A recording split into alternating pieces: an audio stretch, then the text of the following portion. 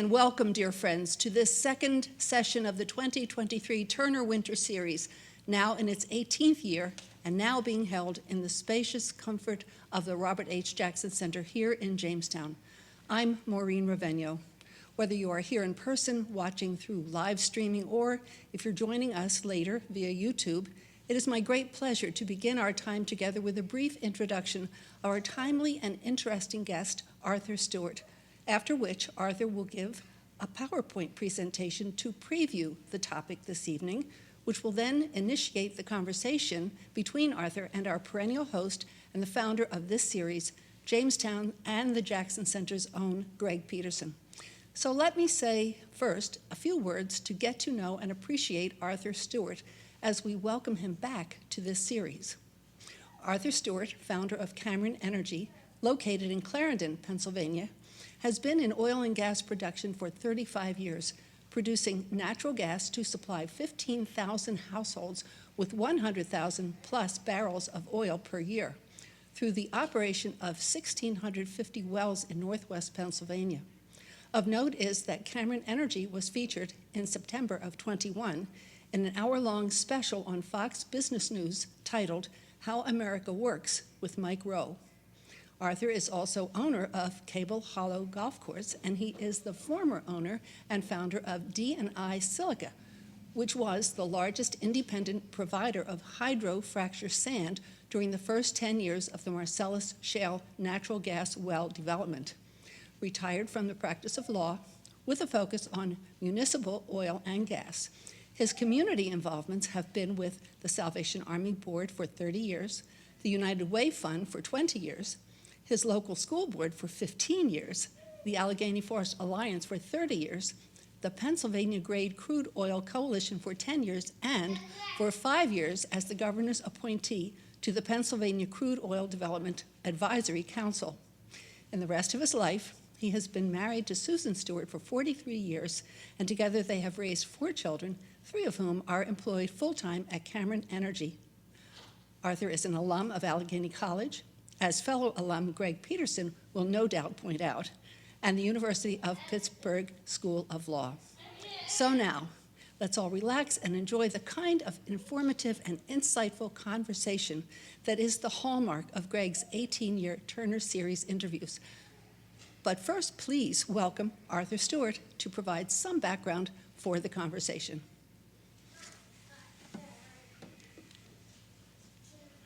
Thank you, Maureen, for the kind introduction. Thank you for the invitation to return. I would be remiss if I didn't correct something in my biography. Now I have the pleasure of all 4 of my children working full-time at Cameron Energy, my youngest daughter, Megan, having joined us last year and doing a tremendous job. So I struggled with what to title tonight's talk, and you'll see that I chose Energy Surprises because surely we were surprised in this last year. And I'll tell you a quick story. When I was a young man, I grew up on a Christmas tree farm, and my father said to me many times, a good farmer always has a nail and a jackknife in his pocket. He passed when I was 10 years old, but I had the good fortune to have a gentleman come work at our Christmas tree farm named Mr. Haskins, and he lived by that same ideology. And we had a nursery in Kennedy, New York, just at the intersection of I-86 and I think it's Route 62 or 60 there. And it was a great nursery because it was pure sandy soil, and we would drive up there the 26 miles from our home farm to take care of the nursery stock, which we would then dig out and sell in the springtime. And we went up there one summer hot day to mow around the trees, and we had 2 mowers. They were called Mozols. They were self-propelled, and they ran with Kohler engines that were difficult to start. There was a big one for Mr. Haskins, and I was probably 14 years old. There was a smaller one for me. And we pulled them off of the truck, and again, it was a hot day, and he had his started, and I went to start mine, and it wouldn't fire up. And no matter what we did, it wouldn't fire. And so he went to diagnose it, and he took the spark plug out and found that the spark plug was loose in the head. Someone had borrowed the Mozol, and when they had tightened up the spark plug, they had tightened it too tightly. And of course, my instant thought was, oh, marvelous.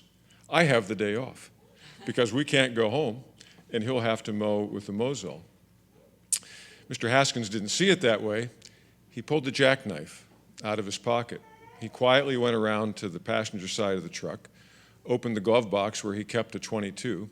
He pulled out a .22 shell, and if you can imagine, he took that jackknife and he carved that. What's it made of? It's made of copper. So he peeled that all apart, shook the gunpowder out, got it so that he could unroll the piece of copper, wrap that piece of copper around the threads, put the spark plug in the head. That copper is a soft metal, but just enough to tighten it up so that where it was previously loose, now they could have combustion.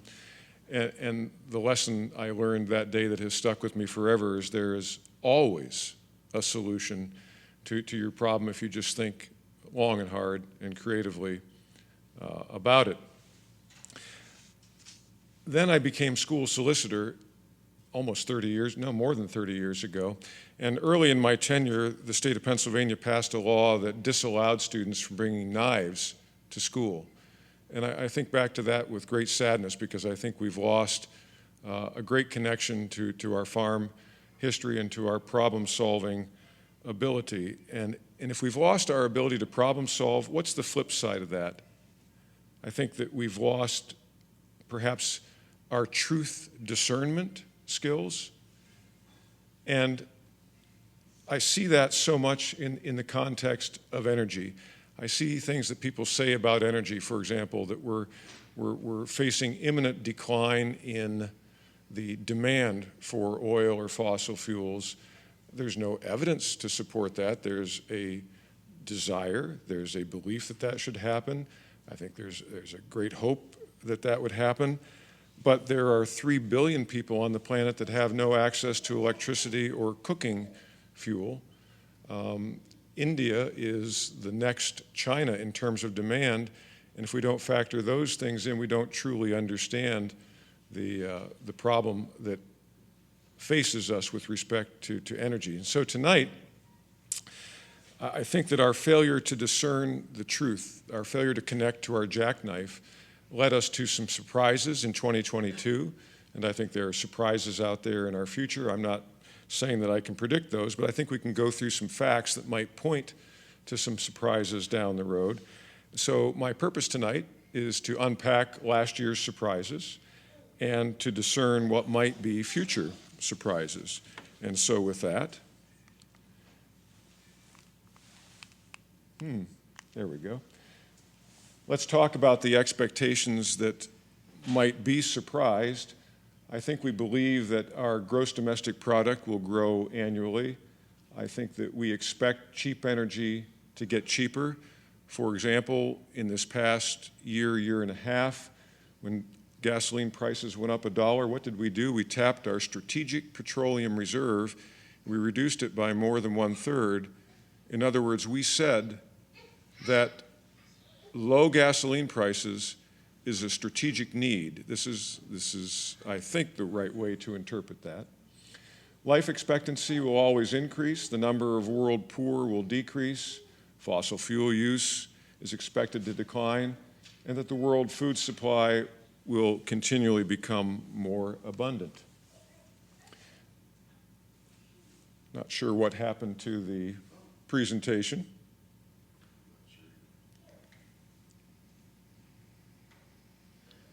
We're waiting for a slide that will begin the series of surprises, and I've titled these surprises, What the Dickens? And this slide, I can take it back now. There we go. This slide depicts the value of natural gas trade around the world, and the bars represent the dollar values, and the left extreme is 2005, the right extreme is 2022, and you'll notice the extreme value of natural gas traded. And what it means is that in 2022, all previous records were shattered in terms of what was paid for. That's represented in the bottom purple, and the top green are the payees. I was one of the happy payees. Europe was in the unhappy purple column down below, but you can see that it's double anything that was ever experienced in the past. There we go. This slide is the 5-year history of the European Union natural gas prices. And contrary to our expectation, energy prices are not going down in Europe. If we dial back to 2020, we see that it was 9.76 in terms of the euro. In 21, $18.14. The day I was here last year, February 1st, I said cents, I meant euros, sorry, 77 euros for natural gas. But the peak, which occurred here just a few months ago, is 35 times greater than it traded for just 3 years ago. Now, we've had a relaxing of that price, but even today's price is 4 times greater than the average over the last 5 years. So while there have been some good factors, mostly due to good weather in Europe, they are still paying a significant premium to just a few years ago. And it died on me again. There we go. This next slide talks about the sources of energy in Germany. I picked Germany and the UK because they are purveyors of subsidies and policies that are advancing what we regard generally as the future of energy, namely renewables, wind, and solar. And so I choose those because they're representative of where that future will be for other countries that follow in the next 10 to 20 years, that the UK and Germany are ahead of us in terms of employing renewables.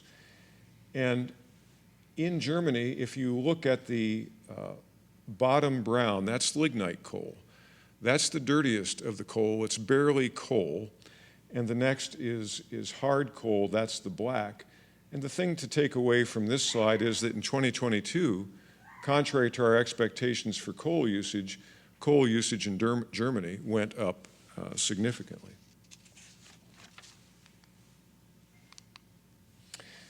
And it's not in Germany alone. This slide depicts consumption of coal around the world. And you'll see that we had a record high in 2022. It's not much greater than the record high back in 2012. This slide goes from 2000 on the left to 2022 at the dark mark, and then the projection for out to 2024. But you'll see we're at an all-time high, and coal usage is expected to continue to climb, contrary to that popularly held expectation that coal is on the way out the door. Another surprise in 2022 was food prices, and this represents food price inflation, and this is with respect to wheat prices, but it is across the board that we had that inflation. And let me just tell you the bottom line. Food prices went up globally around the world,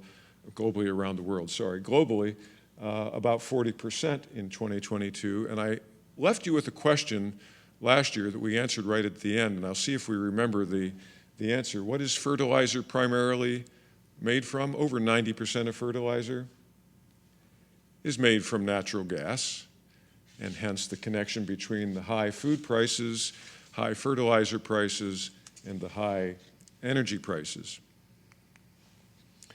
This also depicts the same information on the left side, which is a graph of the price index showing the 40% food price that I just referred to. But on the right side are some consequences of that, and the right side represents the number of undernourished people around the globe, and you'll see the dashed lines on the right. That's the increase, and that's about 100 million people who went into an impoverished food state in 2022.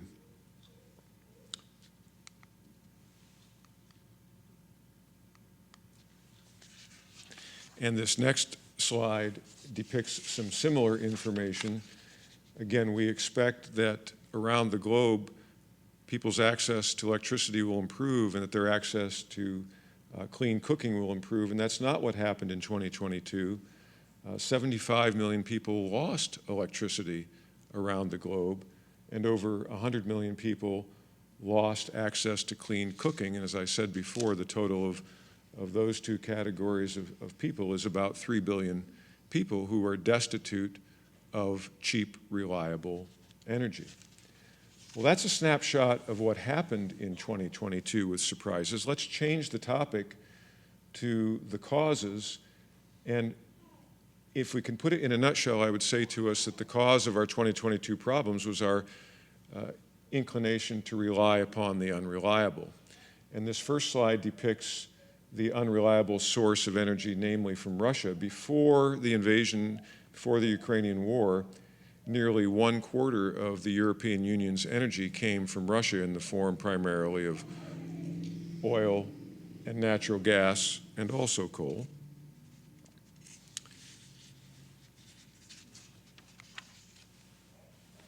This slide is talking about Russian gas exports, just gas, to the European Union nations.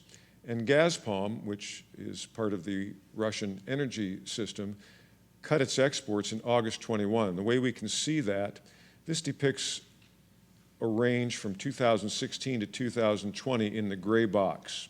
So the gray box would be the average or the extremes of Russian gas exports to Europe in that time frame. But the green line represents what happened in 2021. And just about the time that I was here 1 year ago, we were beginning to see the impacts of that decrease in Russian gas exports with the ascending price of natural gas that existed when I was here before. You may have seen this next slide, the YouTube video. This is from 2018, and this YouTube video snapshot is of the German delegation at the UN while a representative of the United States was addressing the UN and warning about Germany and other European nations' reliance on Russian energy exports. And the warning was essentially, you are in grave danger by putting your eggs in the Russian energy basket. And it's amusing to watch their amusement because they were subscribing, I think, to, let's just say they didn't have a jackknife in their pocket when they chose to laugh at that warning, because the warning came true, obviously, just 3 years later. It's not just the relationship with Russia, although I think Russia has done a great deal to engender this next situation, namely the push to develop a policy and to develop subsidies that make Europe so heavily reliant, or Germany heavily reliant, on wind and solar. And so what this slide depicts is the full load hours for wind turbines in Germany. And it's the degree of utilization of wind turbines that's being represented here.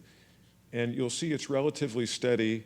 The blue, by the way, is offshore. The red is onshore wind in Germany. And you'll see it's relatively steady from the year 2015 on the left to the year 2020 on the right. And then something very significant happens. There's a 15% drop in wind production in Germany. It's not the fault of the turbines. It is the fact that there was a wind drought in Germany, and we forget that we don't control the wind. I'm going to switch over to our other country that I said we would highlight. This is the United Kingdom, and I showed you a similar graph last year. You can go online and at any moment in time find out exactly what the source of energy is all across the UK. And I did this screen grab just a couple of days ago, and this screen grab shows us what happened in the UK all last month in the month of January. And the gray at the bottom is nuclear, and the orange is natural gas, and the teal is wind. And we'll just focus on those, and mind you, this is representing the entire month. I think it's remarkable what happens. Just in the last month, we go along till the 15th of January, which is the halfway point from left to right, and all of a sudden, the teal disappears because the wind disappeared in the UK, and it disappeared for 13 days. And what happens when it disappears, we have to substitute for that, and so we call on good old reliable natural gas because unreliable wind simply departed the picture. Knowing that wind is not reliable, or at least some people recognizing that wind isn't reliable, Europe has done this. This is a graph that represents the import capacity for liquefied natural gas around Europe. And you can see the meteoric growth from 2017 on the left to 2020 on the right. And I've given you the statistics, which I think are just jaw-dropping. The EU importing 51 million tons of gas in 2021, 26% from the United States. EU, 94 million tons in 2022, nearly half from the United States. And make no mistake, a lot of that is due to the Marcellus, the beast of the east, right in our backyard, and also the Permian, where they were formerly flaring gas. They're now collecting it and moving it by LNG high-pressure vessels to the EU. So I call this reliance on the recently unavailable. The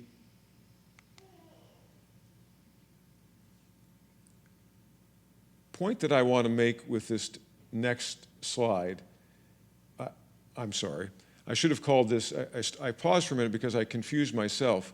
I'm not sure what I meant when I typed that. I might have had a different direction to go, but let me say it differently now. This is reliance on the recently available that makes this possible, because natural gas exports weren't recently available to the EU from the United States. And I'm excited to show you this slide because I've hung on to it for 17 years. This was a slide put together by a gentleman that I've actually met and had a number of conversations with, David Hughes, who formerly worked in Canada. And this shows the situation of the United States in 2005. On the left, the purple represents the number of gas wells being drilled in the United States from 1993 through 2005, and you can see a near tripling of the number of gas wells. But the right represents the amount of natural gas produced in that same time frame. And while the number of gas wells was going up precipitously, you'll see that the quantity of gas was actually beginning to decline. I have a story that I want to tell about that, and let me see if I'll tell the story in just a second. So this graph is also by Mr. Hughes, and this shows the effectiveness of drilling. And for every foot drilled, you can represent that by a barrel of oil or an MCF of gas that's produced. And during this time period, 1999 through 2005, the effectiveness of the drilling was declining at the rate of 12%, which is a highly frightening thing. So when all this was occurring, my daughter and I, and she's here tonight, Sarah, went to Boston for a talk on energy. And we were sitting at a table, and the story was being told about the great electricity needs that summer before, in 2004, in New England.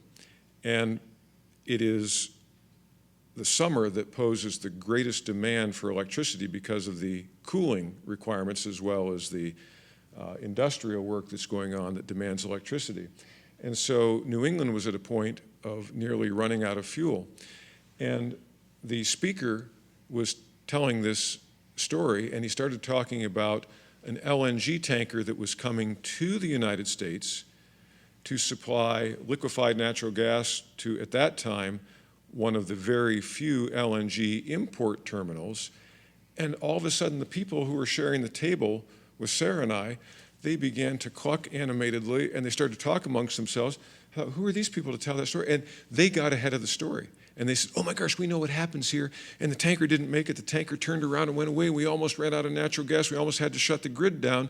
And sure enough, about 30 seconds later, the speaker was telling the same story about how that tanker got hailed overseas because somebody bid more money for the LNG that was on board at the very last second. Do you remember that story, Sarah?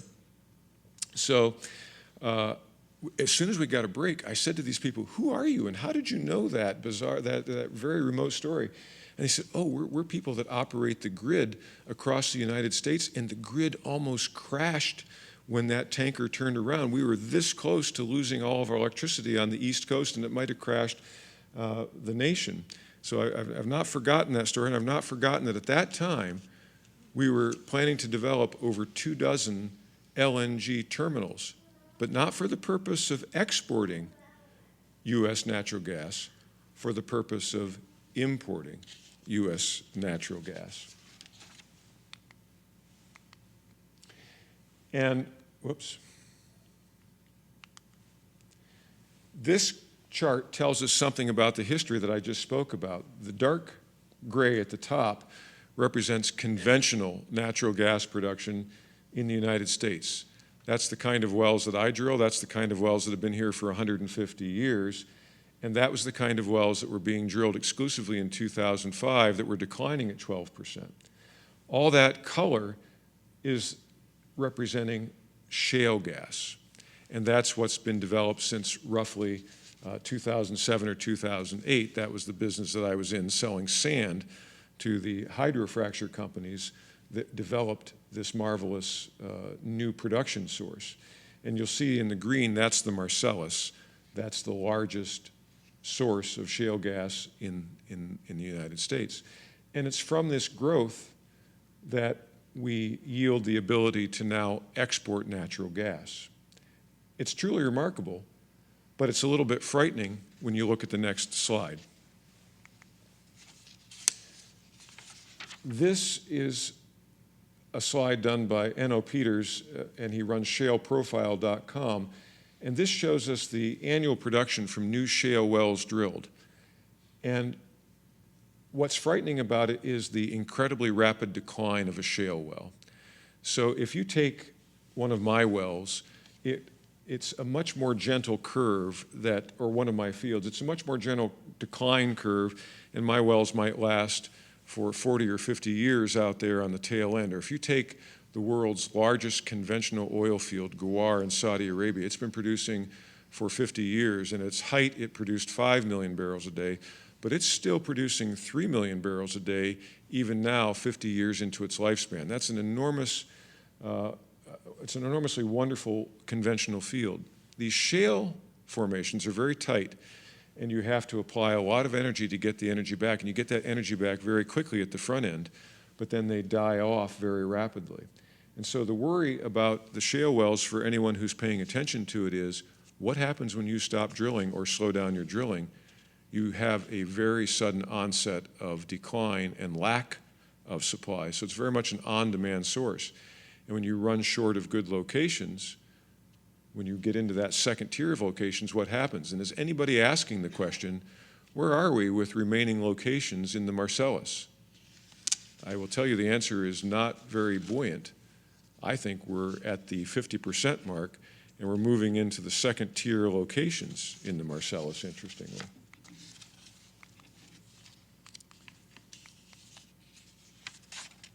So I can't remember if I truly mixed up my slides or not, but I'll be back on track now because I do want to make this point. The title, Why Fossil Fuels Will Be Unreliable. And I do think that we should be cognizant that they will be unreliable. We talked a bit about that last year. This is not looking into a crystal ball. It's simply understanding that they are non-renewable resources. There's only so much in the Earth's crust, and we will eventually get to a point where it slows down and we can't speed it up, and eventually where it peters out, where it's no longer worthy of extraction. And that's not a question mark if it will happen. It's simply a question of when it will happen. But in the meantime, we act as though that's not in our future, and we are using them at phenomenal pace. And that's all this graph represents. This is the continued growth, 1990 at the left, and 2020 or 2022 at the right of all our sources of energy.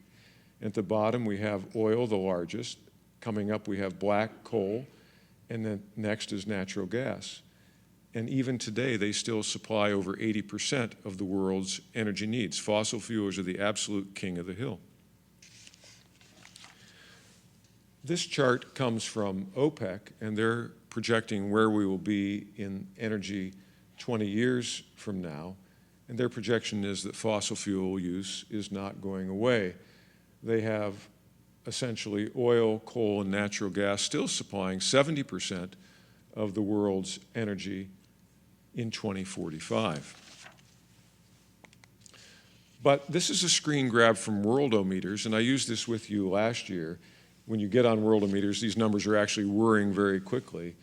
But when I grabbed it a couple of days ago, we have, according to Worldometers, 40 years left of oil, 160 years left of natural gas, and 147,000 days of coal, which I can't quite remember.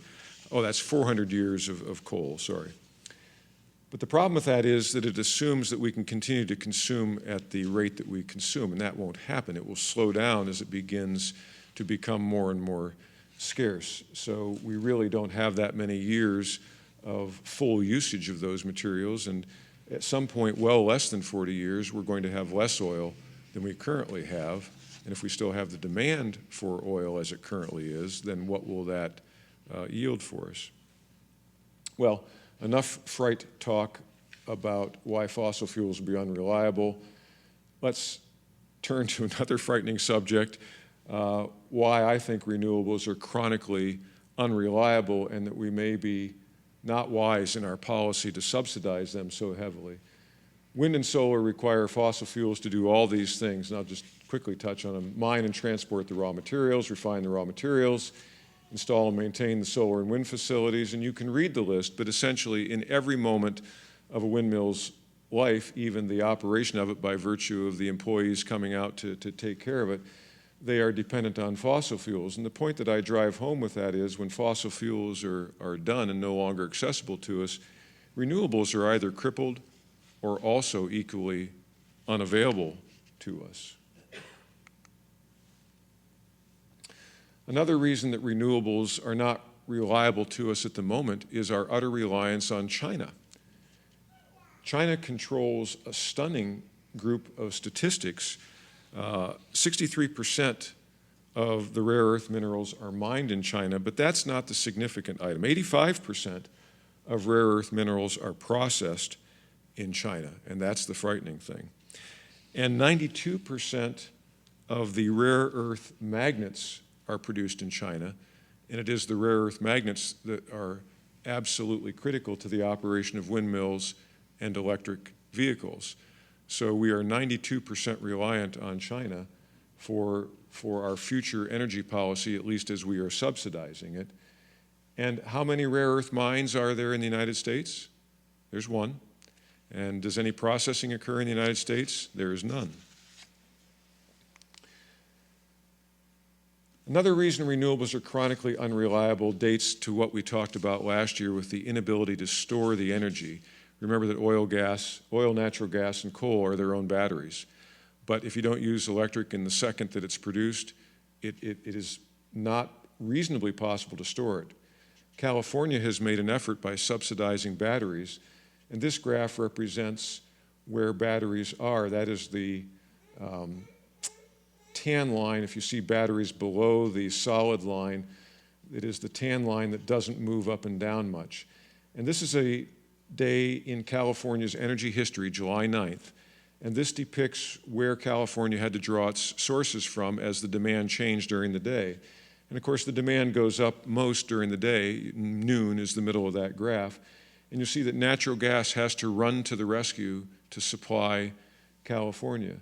But batteries barely move because you just cannot have enough batteries to make a significant difference in the life of California, even though they are far and away the most aggressive subsidizers of battery technology.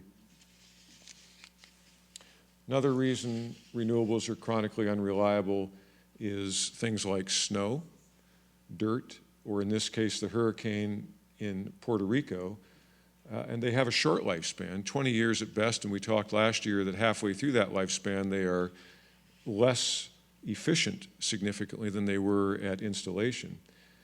Compare that to a nuclear facility which has at least a 20-year lifespan.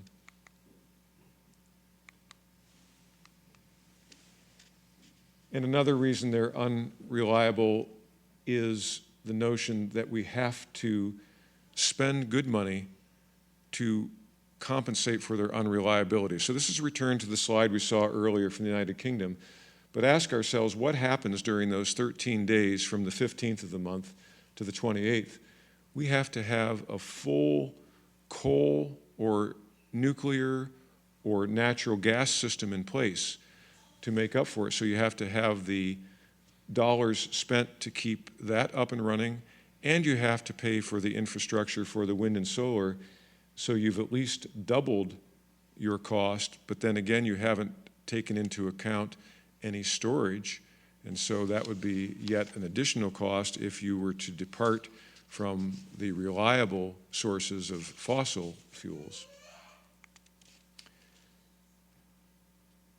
I think this simply drives home that same point, and we'll skip that slide. The other component is that each new unit of wind and solar brings our energy costs higher for the reasons that I just talked about. And the remarkable thing in this story is not only do you have those increased costs to supply the energy, but what happens when you install so many wind turbines that they overwhelm the system? And that is happening routinely. And this is an example of that for the United Kingdom. And I don't know if you can read it, but it says the National Grid forked out £82 million to operators of wind farms last month. And that month was just December of 2022, because the windmills overwhelmed the system. But we have subsidization policies in place that require the windmills to operate. And so you essentially have to pay to unload. And that happens a great deal in Germany with their electrification. They send that to surrounding countries who happen to have the benefit of hydro, and it's caused the electric prices in Germany to more than triple our prices. So we need a reliable source. I don't want to leave us with no hope and no promise, and I'm winding down at the end, and I only have a couple of slides, but I do think there is a little bit of good news here, and this is a slide that we've seen before. This is the slide of Germany, and I used it before to talk about coal usage increasing in Germany last year. But we ignored one other point, and I want you to focus on the purple. That purple is nuclear in Germany, and if you look at the left side, which is just 30 years ago, whoops,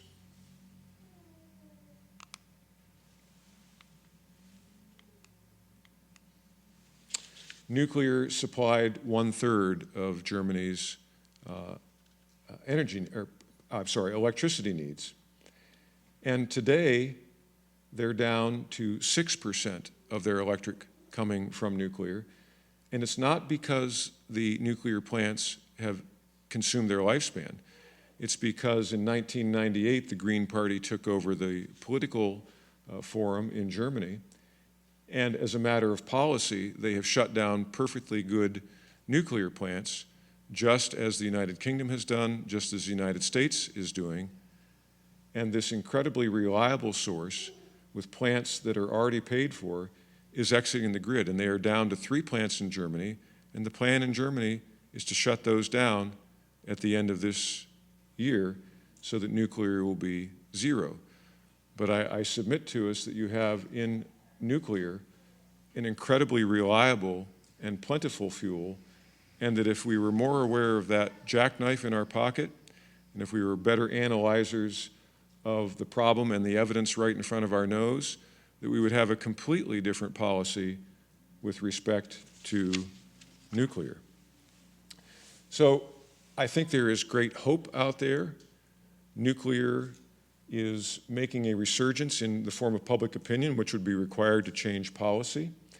I think that there are some great things that can happen with hydrogen if we let the market operate without subsidies hindering these technologies. And a gentleman that I commend to you if you want to tap into some of this hope, and he's a marvelous speaker and writer, is a gentleman named Robert Bryce. This is the part 1 of an article that is very good about why nuclear is the path. By the way, nuclear is 10 times less of an emitter of gases to the atmosphere than the lignite that Germany is increasing its usage of.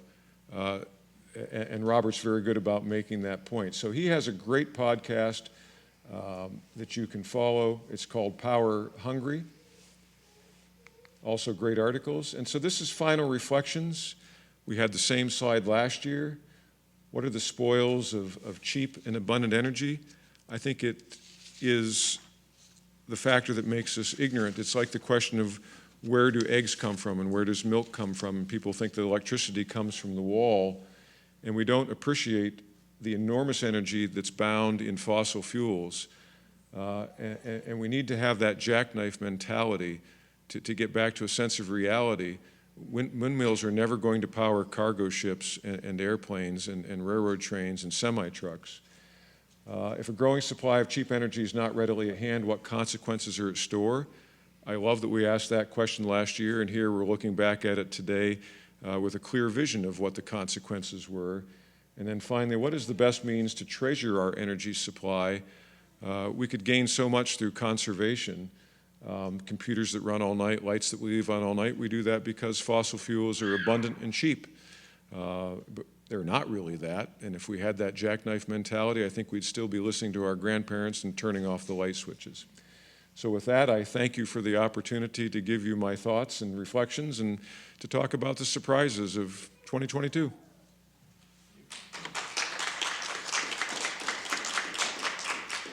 When you first hear that there's an invasion, did you all of a sudden say, I wonder how relevant my slides will be now this could impact everything? Did you pause and think about that stuff? That was the second thought. The first thought was, oh boy, we're selling oil at $110 a barrel. I just thought how ironic it was because the signs were there. They were obviously there. We had this conversation.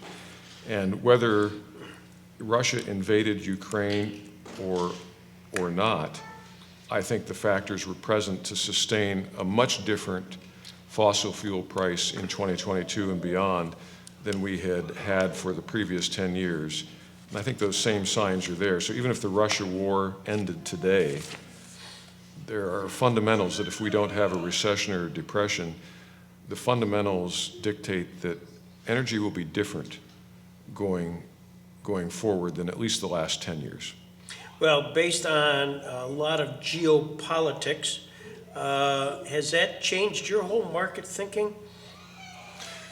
So has that changed my market thinking? So I got into the oil and gas business in 1988 because the price of oil had collapsed.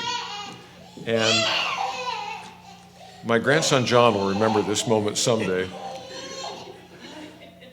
It had collapsed in 1985.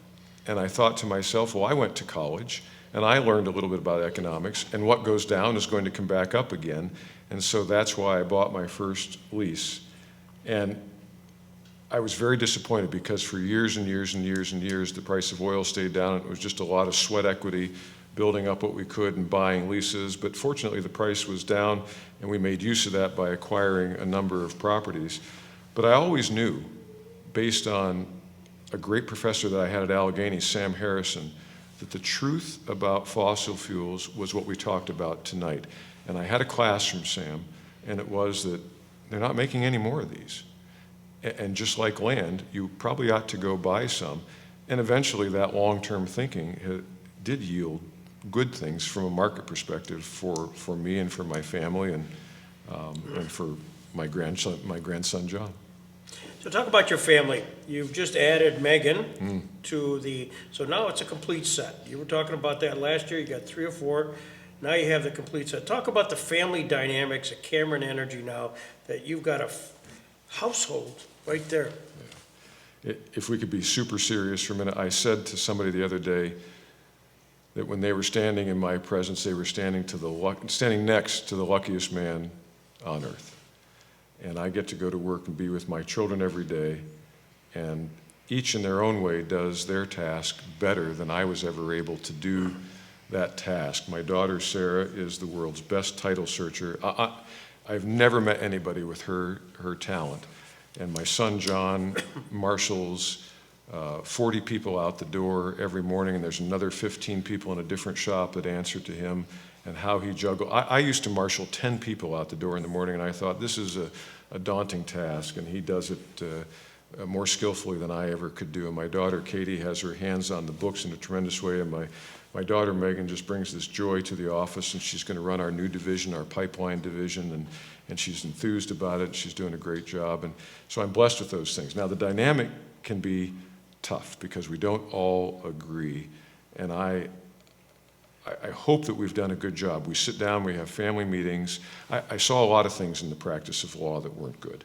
When the parents died and things flew apart, and you've seen the same thing in your practice, and we try to get ahead of that. So we have a system where there are officers of different companies, and we have regular meetings, and we vote on things, and we debate things, and we've learned to be better decision makers as a collective. And that decision that we make as a collective is better than anything any single one of us could arrive at. So I'm extremely proud of them.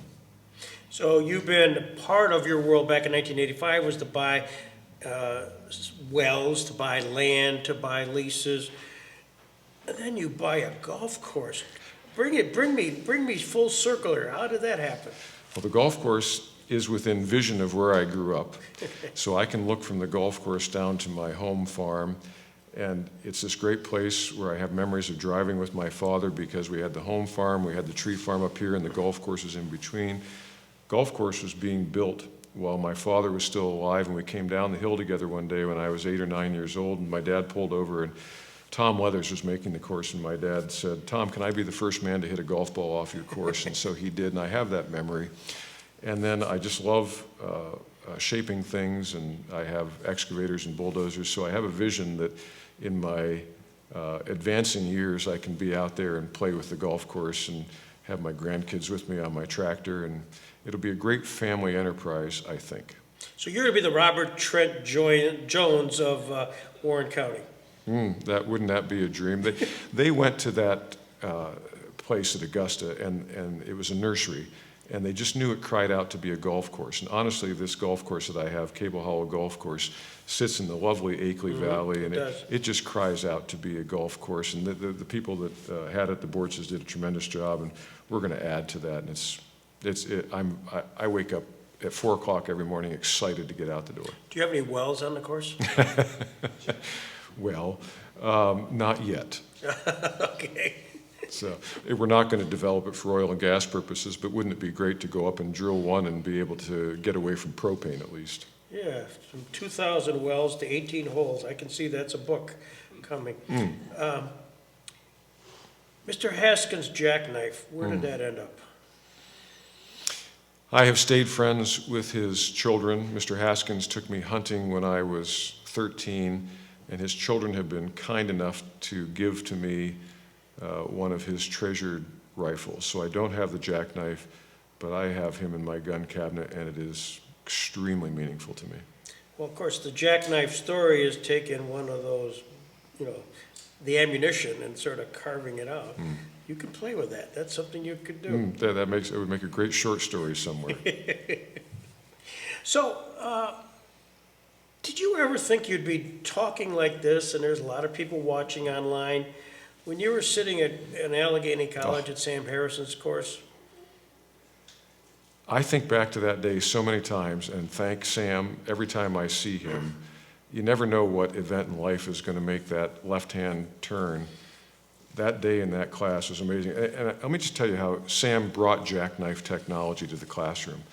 So one day we were sitting in a class of Sam's, and at that time we had those overhead projectors. Remember, you would put the clear thing down and it would project up and you'd write on. He puts down the thing and he says, "This is the clockwise," I can't remember what he called it, but it was a critter that had legs that were longer. Side hill walker, ranger, whatever the name of the critter was, had longer legs on the right-hand side because it only went around the mountain counterclockwise. And he took that off, put down the next one, and this is the clockwise one. Its legs are longer on the left because it only circles clockwise around the mountain. And he took those away, and he puts down the next creature, and we're off and running. And I'm a country boy. I've never seen that in the woods, so I let about 10 seconds go by, and I'm looking at a couple other kids in the class, and they're looking back at me. Dr. Harrison, I don't believe that's true. What do you mean it's not true? He says they're moved by the lunar movements of the moon, and they only go this way. And he puts on this whole story. And of course, he wanted us to be thinkers in class. He wanted us to be the skeptics that we're talking about with respect to energy. And I think I took a little bit of that away from that class. How'd you do? Well, you're not going to believe this. I took that class, I was so afraid of sciences. I took that class on a pass-fail basis, and I never missed a point all the way through. But it didn't count toward my cum, toward my GPA, I mean. Yeah. So What was your major? Geology? no, but I am an honorary geology major in Sam's eyes. He said that to me one day. But no, I was a philosophy and theology major along with my wife. I don't know what it was when you were there, but we had to go to the campus center and sign up for classes, and each professor had a set of index cards for how many spaces they had in that class. And I had 2 of my 3 classes. At that time we were on the trimester system, and I got 2 of the 3 that I wanted. I was going to be a poli-sci major. I couldn't get that third one, and I'm now frantically going from table to table, and there's this table that says philo on it, which turned out to be philosophy, and there's this very tall gentleman there, and it was Dr. Sheridan. Mm-hmm. And I said, do you have anything open for this time slot? And he said, I have philosophy 3. And I said, sir, what's philosophy? And he said, ha, ha, ha, young man, take the class and you'll learn what philosophy is. And so I signed up for Philo 3 by that accident and fell in love with it. And then down the hall was another professor, Brownie Ketchum, and Jim Sheridan said, you ought to go take a class from Brownie, and I did and fell in love with that, and off I went. So theology, energy. Can you tie the 2 together? I mean, you got a greater being. There is a search for truth that is at the core of both theology and philosophy. And I do think that search is in part trying to come in contact with the soul that resides within us, with whatever great being made us. It's also a search to use this to arrive at those truths. And so there is in my mind and in my soul a great connection to energy, because we should be truthful about that which is more important to us here on earth than almost anything else, because it's energy that feeds us, moves us, lets us live in these warm environs. So there is a fundamental connection there that I think. This is a quick quiz. Wall Street Journal, you get these just all the time, and just wonder your reactions. This is a Wall Street Journal headline of January 23rd. Renewable energy draws billions of dollars, but installations don't get built. So when you see that headline, what does an Art Stewart think? So I think I said to you a line last year that government's not good at picking winners, but losers are good at picking government. And as we look down the detritus of all these projects that have gone bankrupt, and there's just another one I read about in the UK the other day, or that project out west, the great solar project in the US, or no one looks at the history of Spain and their attempt to become dependent on solar, and it resulted in the largest bankruptcy the world has ever known. I'm looking at you, and you don't seem to have recognition in your eyes, but you think we should know about the world's largest bankruptcy. It deals with Spanish solar. That headline doesn't surprise me because it's out there every day. Frackers jockey with potash miners in busiest oil field. And you're in the fracking business. Did potash become an issue at all? I can truly say I've never had a fight with a potash miner. I don't know why that is the case, but we quietly go about our business here as we have since 1963, fracking. Frackers in America's busiest oil fields are butting heads with miners working to boost production of a vital crop nutrient in short supply following Russia's invasion of Ukraine. And this is basically down in New Mexico. But that's not an issue up here. Now, that's those evil frackers, and we're the good frackers. Okay. Other one, just keeps coming. Decline in natural gas prices reflect local dynamics. Is that something that, becomes a factor of just local geopolitics or, Well, that's an odd way to put it, local geopolitics. Natural gas has become this global commodity. And no, I don't think the recent drop in natural gas prices reflects local conditions. I think it's due directly to what's going on in the European Union, because that's where all the demand was. So I'd have to read that article. Sorry, I don't make the connection there. offshore oil is gushing again. Now, has this affected your business? Is there, 2,000 wells, is there greater demand now? Or? That's a funny question. So do you know how I got studying energy the last 20 years? I had faced a situation where we were going to borrow $500,000 sometime around 2000, and we were going to drill a number of wells with that. And I had scared myself silly with the proposition. So the internet was brand new, and I started Googling, when will we run out of oil, thinking that I could answer the question whether I was at risk or not. And that took me on this long trek of reading about energy and going to Boston back in 2005. So no, I no longer worry about the resurgence of oil anywhere, Greg, because if we look around the world, we have explored everywhere. We know how to find oil. We've looked in the oceans, we've looked on land, and we're down to the point that we're picking the fruit off the tree that's really hard to get at. All the low-hanging fruit is gone. So when we're talking about drilling in 2 or 3 miles of water and all the cost and heartache that goes with that, do I think that's real competition? No. There is no place that gives real competition. Real competition would be super cheap, low-hanging fruit. Those days are in the rearview mirror for oil. Yeah. Final question. Last year we talked about your Fox New Business News, how business works, Michael Rowe. You showed, we've seen clips that are on YouTube. Right. What's been the fallout of that? I mean, here, this company, Cameron Energy, it's on national TV, YouTube exposure, and there's the Stewart family all over the place. We can always tell when that's been on a rerun because the hits on our webpage go up at Cameron Energy, and I get a flood of emails from people around the country. The response has been great.